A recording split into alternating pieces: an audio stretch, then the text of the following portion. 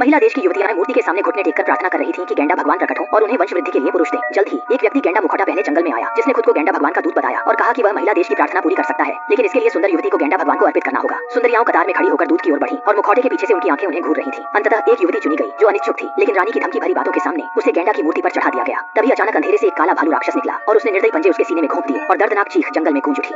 अब बस आदमी का इंतजार था। इसी समय एक हैंडसम युवक शिकार के लिए जंगल में आया, लेकिन उसने नहीं सोचा था कि एक सुंदर लड़की अचानक उसके सामने गिरेगी। युवक उसकी मदद करने ही वाला था कि लड़की ने उसे काट लिया। लड़की के जाते देख युवक तुरंत उसके पीछे दौड़ा, लेकिन लड़की पेड़ पर घात लगाए बैठी थी। दुर्भाग्यवश लड़की की ताकत कम थी और वह युवक से हार गई। युवक ने उसे थप्पड़ मारा और वह बेहोश हो गई। युवक की खुशी के समय अचानक महिला राज्य के लोगों ने उसे पकड़ लिया। लगता है कि यह वही आदमी है जिसे गेंडा देवता ने भेजा है और रानी उसके रूप से प्रभावित हो गई। उत्तराधिकारी के लिए रानी ने मोहक नृत्य किया। सुंदर पुरुष प्रभावित हुआ तो रानी ने उसे इंतजार करने को कहा, लेकिन जंगल की महिला अचानक आई, कहती कि वह पहले मिली थी, इसलिए पुरुष उसका है। पुरुष को यह सही लगा और उसने रानी को धकेल दिया। संकट खड़ा हो गया। महिला साम्राज्य की महिलाओं ने पुरुष को पकड़ लिया। रानी खुश हुई क्योंकि उन्हें वंश के लिए पुरुष चाहिए था। उन्होंने सेवकों को आदेश दिया कि पुरुष को निजी कक्ष में ले जाया जाए ताकि उत्तम उत्तराधिकारी जन्म ले सके।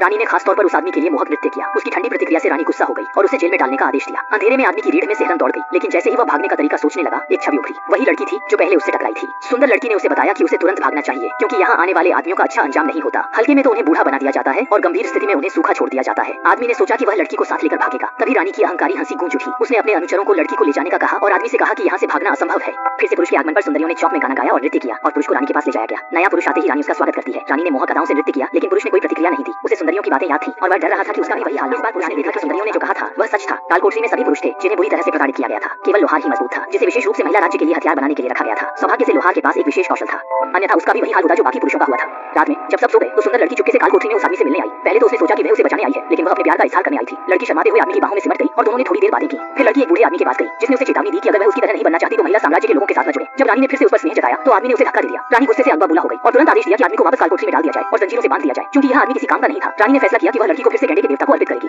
नए आदमी के आगमन पर सुंदरियों ने खुद को सजाया और गेंडे की मूर्ति पर रखा गया। बेटी राज्य के लोग मूर्ति के सामने प्रार्थना कर रहे थे ताकि आदमी वापस आ सके। कैद में बंद अन्य आदमी जंजीर तोड़ने के लिए आग का उपयोग कर रहे थे। अंततः उसकी जंजीर टूट गई और उसने लोगों को गुफा के मुहाने पर घात लगाकर बैठा दिया। बेटी राज्य के लोग उन्हें नहीं देख सके और आदमियों ने मौके का फायदा उठाकर बाहर निकटा दिया। बेटी राज्य के लोग उन्हें नहीं देख सके और आदमियों ने मौके का फायदा उठाकर बाहर निकटा दिया। बेटी राज्य के लोग उन्हें नहीं देख सके और आदमियों ने मौके का फायदा उठाकर बाहर निकटा दिया। बेटी राज्य के लोग उन्हें नहीं देख सके और आदमियों ने मौके का फायदा उठाकर बाहर निकटा दिया। बेटी राज्य के लोग उन्हें नहीं देख सके और आदमियों ने मौके का फायदा उठाकर बाहर निकटा दिया। बेटी राज्य के लोग उन्हें नहीं देख सके और आदमियों ने मौके का फायदा उठाकर बाहर निकटा दिया। बेटी राज्य के लोग उन्हें नहीं देख सके और आदमियों ने मौके का फायदा उठाकर बाहर निकटा दिया। बेटी राज्य के लोग उन्हें नहीं देख सके और आदमियों ने मौके का फायदा उठाकर बाहर निकलकर बेटी राज्य के लोगों को काबू में कर लिया। इस समय रानी गेंडे के देवता के दूत को बाहर ला रही थी ताकि वे सुंदरियों को ले जा सके। सौभाग्य से आदमी समय पर पहुंच गया और दूत को जमीन पर गिरा दिया, जो कि एक साधारण व्यक्ति था। रानी ने देखा और चाकू निकालकर महिला की ओर दौड़ी। महिला ने तुरंत कूदकर लड़ाई शुरू कर दी। आदमी ने रानी को धक्का दिया जिससे वह बेहोश हो गई। तभी गेंडे के मुखौटे पहने कई लोग प्रकट हुए। वे गेंडे के